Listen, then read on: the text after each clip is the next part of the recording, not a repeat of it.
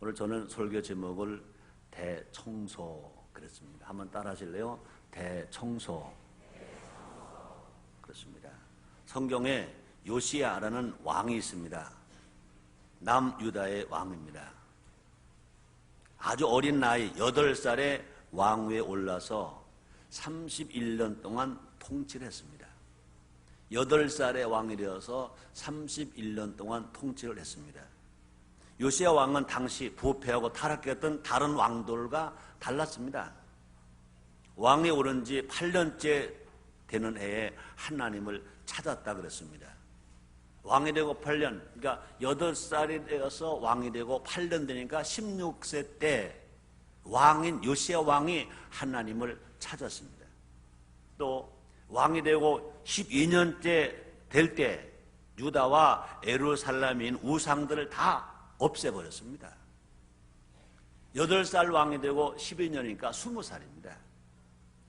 그 다음에 18년째 되는 해에 성전에서 율법책을 찾았습니다. 발견했습니다. 왕이 되고 18년, 그러니까 26세 때입니다. 그 결과 대대적인 회개운동이 그 땅에 일어났습니다.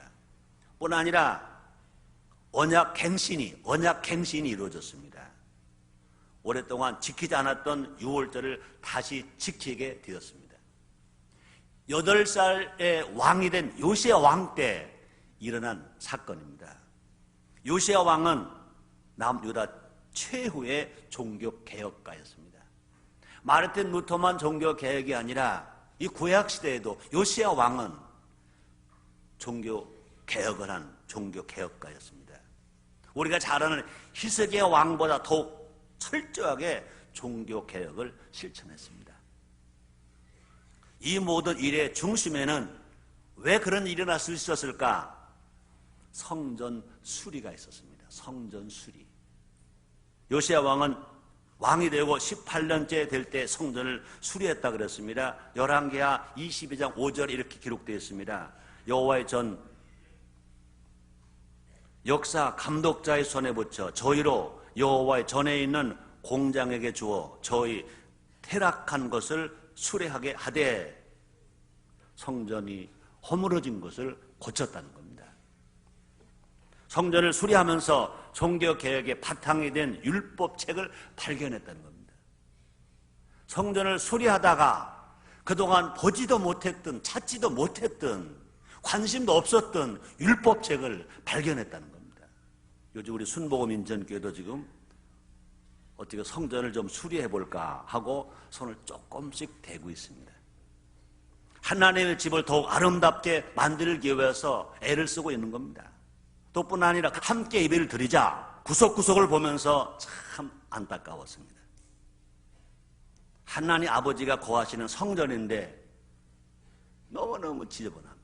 물론 어떻게 보면 이 성전이 완공되고 만 20년 됐습니다. 20년 동안 한 번도 수리하지 않았습니다. 그대로 썼습니다. 근데 워낙 하나님 축복하셔서 이 도로 위에 반석 위에 집을 지었기 때문에 기초가 탄탄합니다. 20년 되었지 어디 그만한 데 없습니다. 그런데 중요한 것은 뭐냐? 우리가 잘 관리해야 될 건데 쓸고 닦고 해야 될 건 이게 약했다는 것입니다.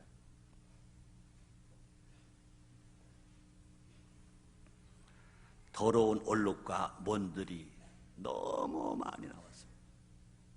그것을 보면서 그러면 우리의 신앙은 깨끗한지 돌아보게 된 겁니다. 생각나게 된 겁니다.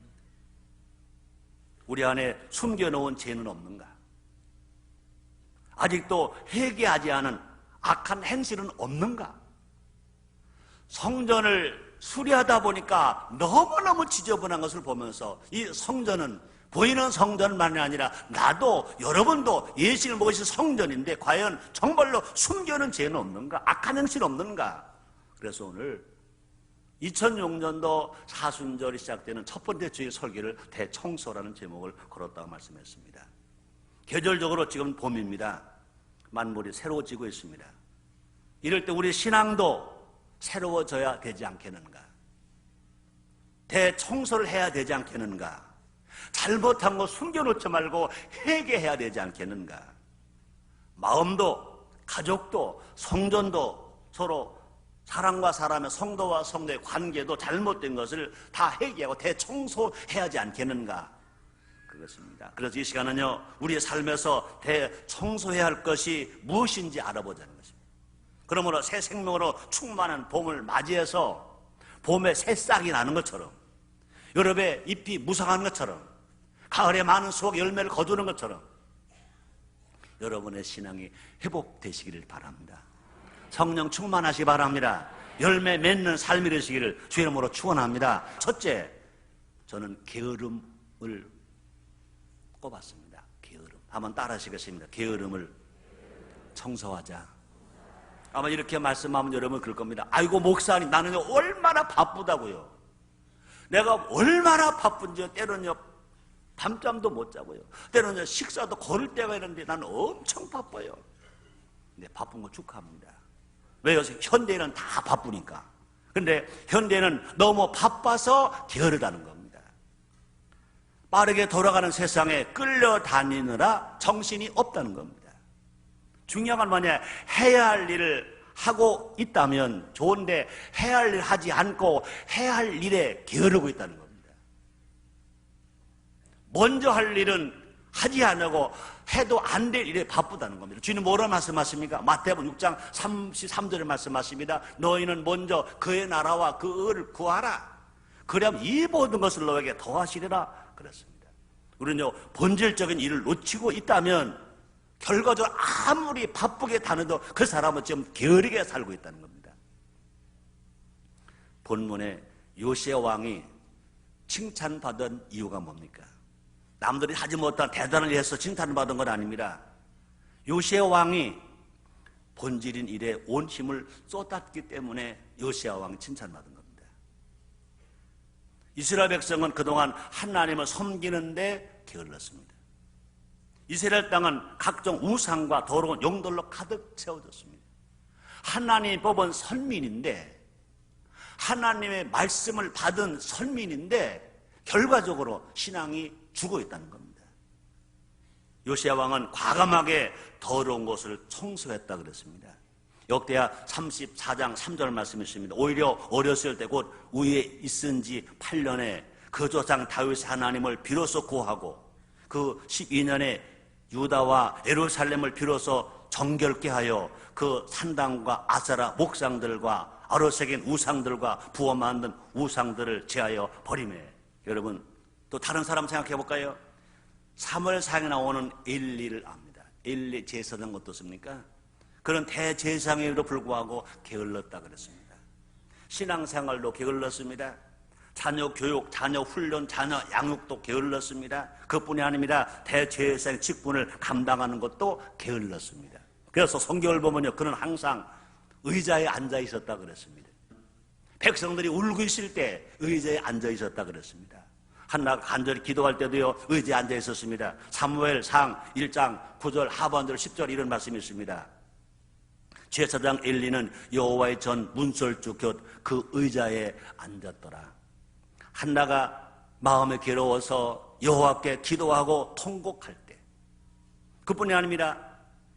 법궤가 블레셋과의 전쟁터에 있는데도 평안하게 가만히 엘리 제사장은 의자에 앉아 있다 그랬습니다. 사무엘상 4장 13절 상반절입니다. 그가 이틀 때는, 그가 이를 때는 엘리가 길 곁 자기 의자에 앉아 기다리매. 그 결과가 어떻게 되었을까? 사무엘상 4장 18절 상반절이 이렇게 기록되었습니다. 하나님의 괴를 말할 때 엘리가 자기 의자에서 자빠져 문 곁에서 목이 부러져 죽었으니 나이 많고 비둔한 연고라. 의자에 앉게만 좋아했던 엘리 제사장이 마지막 죽을 때 의자에 앉았다가 떨어져서 목이 부러져 죽었다는 겁니다. 의자에 앉아있다는 것이 무엇을 상징합니까? 대제사장으로 비둔했다는 것은 무엇을 의미합니까? 엘리는 게을렀다는 겁니다. 그 결과 자신도 뿐 아니라 자녀들도 비참한 최후를 맞이하게 된 것입니다. 예수님은 게으름을 싫어합니다. 예수님은 게으름을 뭐라고 말합니까? 악하다 그랬습니다. 마태복음 25장 26절에 보니까 한 달란트 바른 사람이 게을러서 장사도 하지 아니하고 한 달란트 그냥 가지고 달랑달랑 왔을 때 예수님 뭐로 말씀하십니까? 악하고 게으른 종아. 악하고 게으른 종아. 우리 하나님은요, 게으른 사람은 또 뭐라 말합니까? 개인에게 배우라 그랬습니다. 일하기 싫은 사람은 뭐라고 말합니까?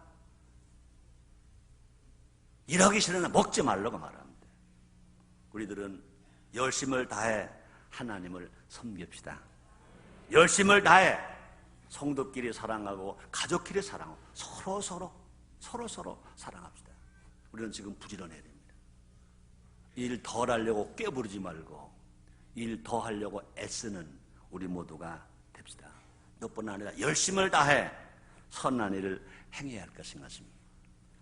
우리는요, 선한 일 하기도 바쁜데 악한 일 할 시간이 어딨냐 이겁니다.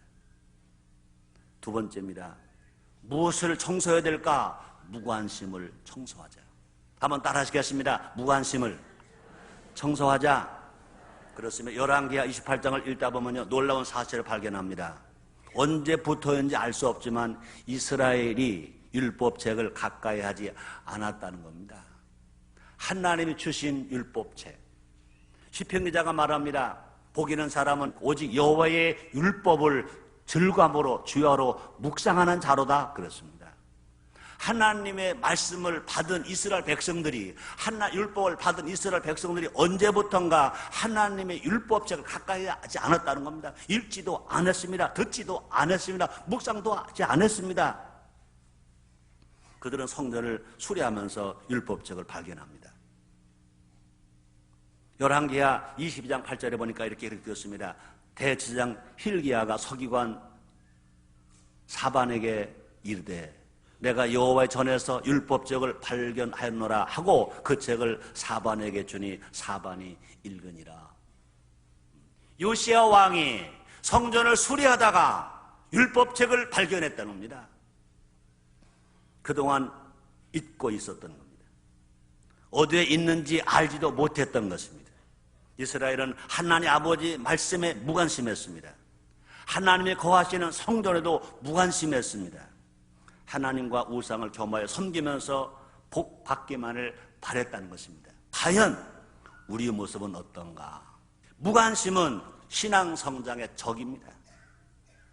말씀에 무관심하고 모임에 무관심하고 성전에 무관심하고 이웃에 무관심하면 결코 우리는요 성장할 수가 없습니다. 은혜를 받을 수가 없습니다. 계속 은혜가 식어질 수밖에 없습니다. 여러분, 다윗 왕이 왜 위대한 신앙인입니까? 다윗은 하나님의 성전을 사모했다 그랬습니다. 시편 27편 4절입니다. 내가 여호와께 청하였던 바 한 가지 일 곧 그것을 구하리니 곧 나로 내 생전에 여호와의 집에 거하며 여호와의 아름다움을 앙망하며 그 전에서 사모하게 하실 것이라. 다윗은 하나님 성전이 초라한 것을 견디지 못했습니다. 이렇게 말합니다. 사무엘하 7장 2절입니다. 왕이 선지자 나단에게 이르되 볼지어다 나는 백향목 궁에 거하거늘 하나님의 귀에는 휘장 가운데 있도다. 다윗 왕은요 성전 지키기를 얼마나 사모했는지 모릅니다. 결과적으로 하나님께서 그 다윗을 축복하셨습니다. 우리도요 다윗처럼 하나님 인정받는 신앙이 되기를 원한다면, 우리의 자녀들을 다윗처럼 위대한 사람으로 키우길 원한다면, 누구처럼? 다윗 왕처럼, 다윗처럼, 요시야 왕처럼 하나님께 속한 모든 것에 관심을 가져야 될 줄 믿습니다. 하나님의 성전에 관심, 하나님의 사람들에게 관심, 하나님의 말씀에 관심, 하나님 앞에 드리는 예배에 관심. 기독교는요 성경이 귀한 것 압니다. 성경이 귀한 것처럼 하나님을 모신 하나님의 성전도 귀하다. 바울이 말했습니다. 고린도전서 3장 17절 말씀이십니다. 누구든지 하나님의 성전을 더럽히면 하나님이 그 사람을 멸하시리라. 하나님 성전은 거룩하니 너희도 그러하니라. 구약의 말씀이 아닙니다. 모세가 한 말이 아닙니다. 신약의 말씀입니다. 사도 바울이 한 말입니다. 고린도전서 3장 10절 저 다시 읽어드립니다. 누구든지 하나님의 성전을 더럽히면 하나님이 그 사람을 멸하시리라. 하나님의 성전은 거룩하니 너희도 그러하니라 그랬습니다. 여러분, 예배가 소중한 만큼 성전의 각종 기물도 소중한 겁니다. 강대상 소중합니다. 여러분, 마이크 하나하나 소중합니다. 스피커 하나 소중합니다. 의자 하나 소중합니다. 청소기구 하나 소중합니다. 화분 하나 소중합니다. 우리 모두 무관심했던 죄를 회개해야 할 것입니다. 내 집은 최고의 시설로, 최고의 자료로 꾸미는데 과연 우리 성전은 어떤가? 우리 함께 생각해 봐야 할 것입니다. 하나님의 것을 귀하게 여길 때 하나님의 은혜가 우리에게 임하게 됩니다. 세 번째입니다. 뭘 청소해야 될까? 탐욕을 청소하자. 한번 따라 하시겠습니다. 탐욕을 청소하자. 그렇습니다. 자신을 사랑하는 것은 죄가 아닙니다. 여러분 사랑해야 됩니다. 그런데 자기만 사랑하는 건 죄인 것입니다. 이웃을 내 몸처럼 사랑하라고 예수님 말씀하셨습니다. 자신만 사랑할 때 우리는 탐욕의 늪에 빠지게 됩니다. 누가복음 12장에 보면 어리석은 부자 이야기가 나옵니다. 그 부자가 어리석은 이유가 뭐냐? 자신만을 위해서 살았기 때문에 그가 어리석은 자라는 겁니다. 누가복음 12장 18절에 이런 말씀 나옵니다. 또 가로되 내가 이렇게 하리라. 내 곡간을 헐고 더 크게 짓고 내 모든 곡식과 물건을 거기 쌓아두리라. 그렇습니다. 이 부자는 풍성한 수확을 거두고도 나밖에 몰랐습니다. 하나님도 몰랐고 어려운 이웃도 몰랐습니다.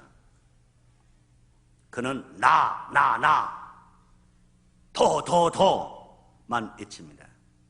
나 하다가 하나님을 잊어버리고 더 하다가 지옥으로 직행합니다.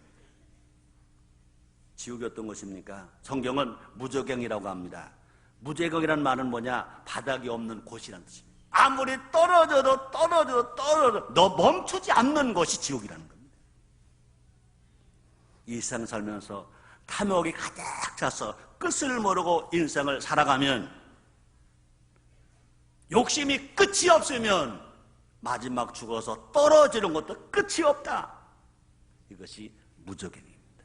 이것이 지옥입니다.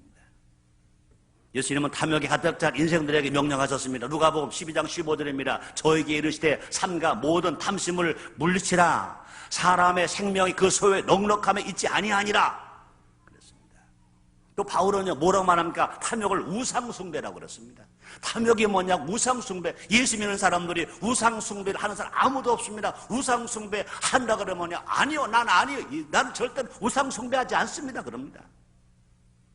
근데 바울이 말합니다. 골로새서 3장 5절 6절입니다. 그러므로 땅에 있는 지체를 죽이라. 곧 음란과 부정과 사욕과 악한 탐욕과 탐심이니, 탐심은 우상숭배니라. 이것들을 인하여 하나님의 진노가 임하느니라.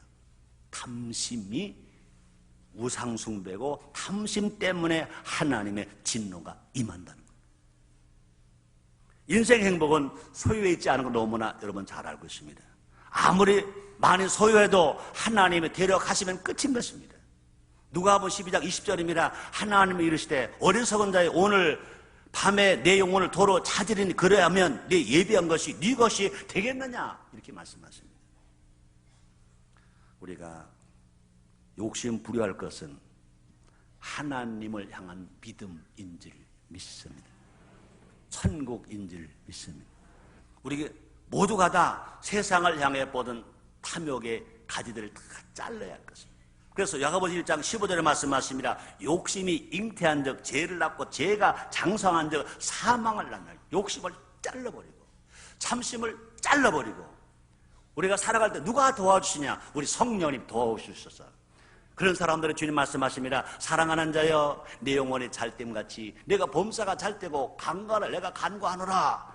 주님이 영원히 잘되게 해주실 뿐만 아니라 범사로 잘되게 하시고 건강하게 하시고 장수하게 하신다는 것입니다. 그런 은혜, 그런 사랑, 그런 축복이 여러분들에게 넘치게 되시기를 주의 이름으로 축원합니다.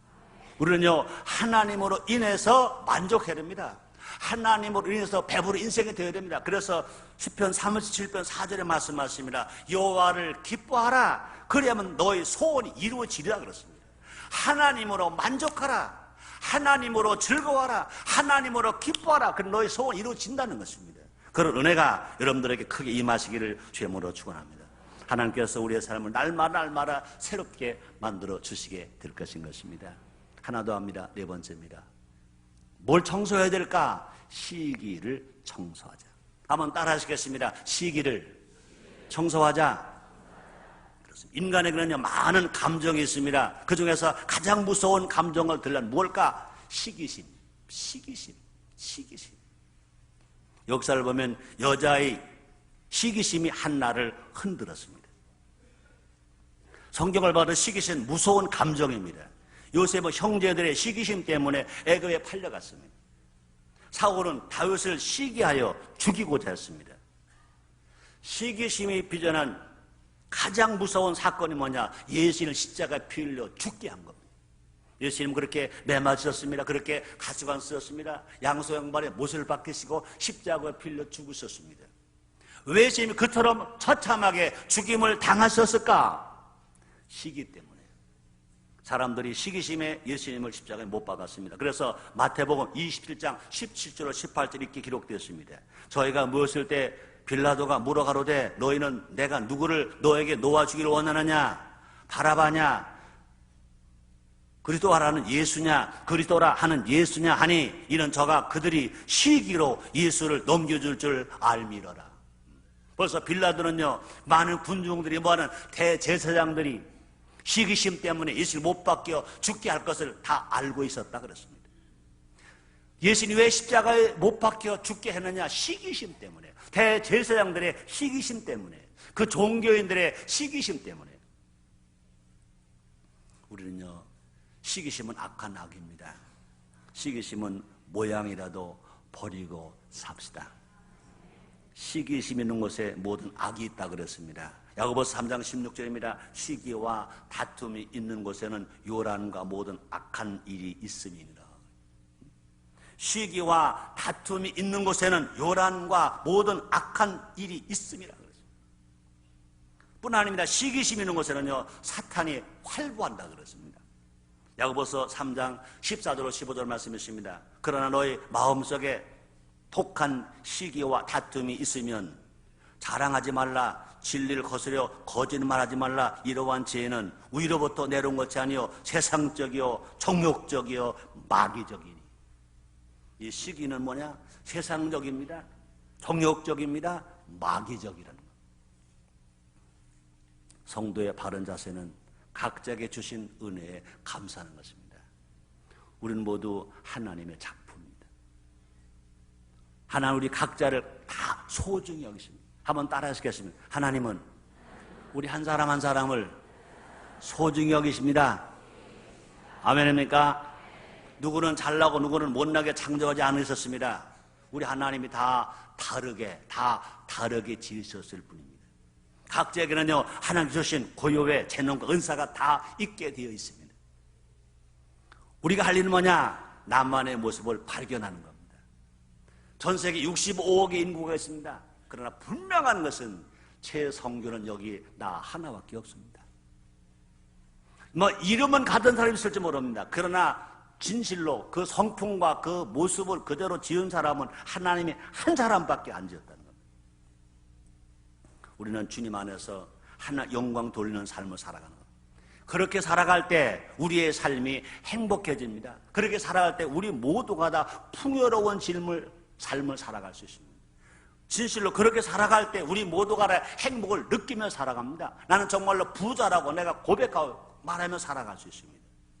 아무리 많은 것이 있어도 비교하기 시작하면 항상 가난해지는 겁니다. 과거에 우리 60년대 초에 아니면 6.25 전쟁 때 우리는 너무나 가난했습니다. 그때는 절대 가난, 먹을 것이 없고 입을 것이 없습니다. 살 집이 없었습니다. 너무 가난했습니다. 근데 지금처럼 그렇게 악독하진 않았습니다. 지금처럼 범죄가 그렇게 악독하진 않았습니다. 지금은 그때보다 소유로 본다면, 부유로 본다면 천국이라고 할 만큼 잘 삽니다. 그런데 왜 사람들이 가난하냐? 지금은요, 절대 가난이 아니라 비교 가난입니다. 옆 사람에 비교하니까 가난하고, 옆 사람에게 비교하니까 없는 친구에게 비교하고, 누구에게 비교하니까 내가 부족합니다. 그래서 많은 사람들이 사기도 치고 도둑질도 하고 잘못 살아가는 겁니다. 우리는 모두 다 하나님 나라에서 가장 탁월한 사람들인 것 믿으시기를 주의 이름으로 축원합니다. 우리 모두가 다 시기심을 버리고 하나님의 작품 의식을 가지고 살아가면 우리의 인생이 모두가 다 뭐가 된다? 명품이 된다. 따라하시겠습니다. 나는 하나님이 지으신 명품이다. 아멘. 옆에 분에게도 그렇게 서로 인사하시기 바랍니다. 당신도 하나님 지으신 명품이시군요.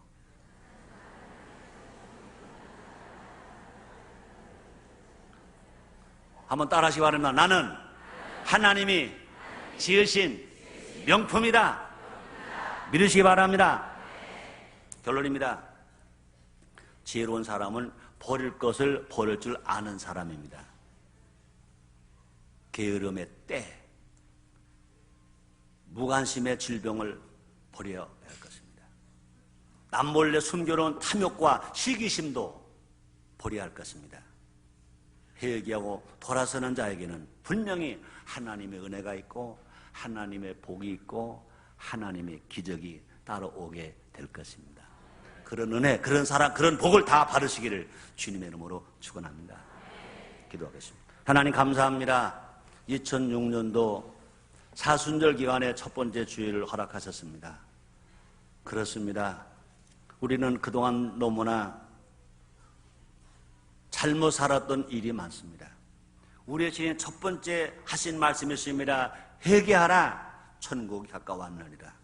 그동안 잘못 산 건 회개하고 용서받고 예수의 보혈의 피로 씻고 성령 충만함으로 변화된 삶을 살 수 있도록 모두를 다 축복해 주시옵소서.